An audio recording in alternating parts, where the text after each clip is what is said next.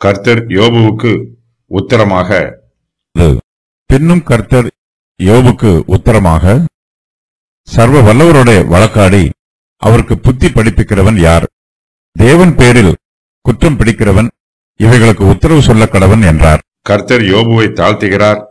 தம்முடைய நீதிக்கு முன்பாக யோபுவினுடைய நீதி நிலைத்து நிற்காது என்பதை கர்த்தர் யோபுவுக்கு தெளிவுபடுத்துகிறார்.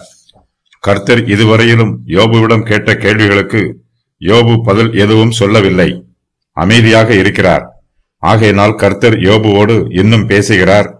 தம்முடைய கேள்விக்கு பதில் சொல்லுமாறு கர்த்தர் யோபுவிடம் சொல்லுகிறார். தேவன் பேரில் குற்றம் பிடிக்கிறவன் இவைகளுக்கு உத்தரவு சொல்ல கடவன் என்று கர்த்தர் யோபுவிடம் வெளிப்படையாகவே பேசுகிறார். கர்த்தர் யோபுவோடு மெல்லிய சத்தத்தில் பேசுவதாக வேத பண்டிதர்கள் சொல்லுகிறார்கள்.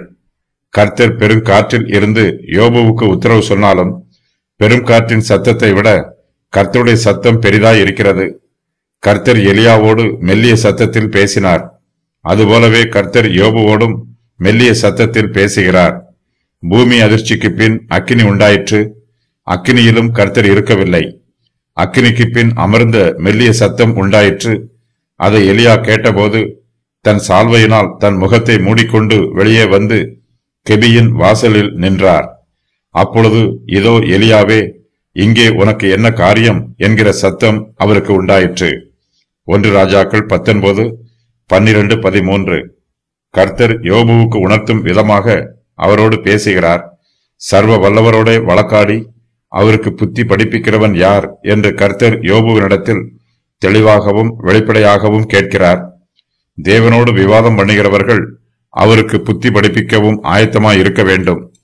தேவன் தம்முடைய கிரியைகளை எப்படி செய்ய வேண்டும் என்று அவருக்கு ஆலோசனை சொல்லக்கூடியவர்களாய் இருக்க வேண்டும். தேவனுக்கு புத்தி படிப்பிக்கிற அளவுக்கு எந்த மனுஷனிடத்திலும் புத்தியும் இல்லை, ஞானமும் இல்லை. சர்வ வல்லவரோட வழக்காடி அவருக்கு புத்தி படிப்பிக்கிறவன் யார் என்னும் வாக்கியத்திற்கு சர்வ வல்லவரோடு வழக்காடுகிறதற்கு யாரிடத்திலாவது புத்தி உண்டோ என்று வேத பண்டிதர்கள் வியாக்கியானம் சொல்லுகிறார்கள். கர்த்தர் யோபுவிடம் தன்னுடைய கேள்விக்கு பதிலை எதிர்பார்க்கிறார்.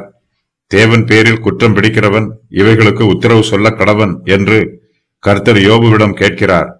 யோபுவால் கர்த்தருக்கு உத்தரவு சொல்ல முடியாது. அவரால் தேவன் பேரில் குற்றம் பிடிக்கவும் முடியாது. கர்த்தருடைய கேள்விக்கு யோபு தன்னுடைய மனச்சாட்சியின்படி பதில் சொல்ல வேண்டுமானால் சர்வ வல்லவரோடு வழக்காடுவது எனக்கு தூரமாய் இருப்பதாக என்றும், தேவன் பேரில் குற்றம் பிடிப்பது எனக்கு தூரமாய் இருப்பதாக என்றும் பதில் சொல்ல வேண்டும். யோபுவின் பாவங்கள். சர்வ வல்லவரோட வழக்காடி அவருக்கு புத்தி படிப்பிக்கிறார். தேவன் பேரில் குற்றம் பிடிக்கிறார். தேவனுடைய நியாயத்தை அவமாக்குகிறார். யோபு தன்னை நீதிமானாக்கி கொள்ளும்படிக்கு தேவன் மேல் குற்றம் சுமத்துகிறார். அறிவில்லாமல் ஆலோசனையை மறைக்கிறார். தனக்கு தெரியாததை கூறுகிறார்.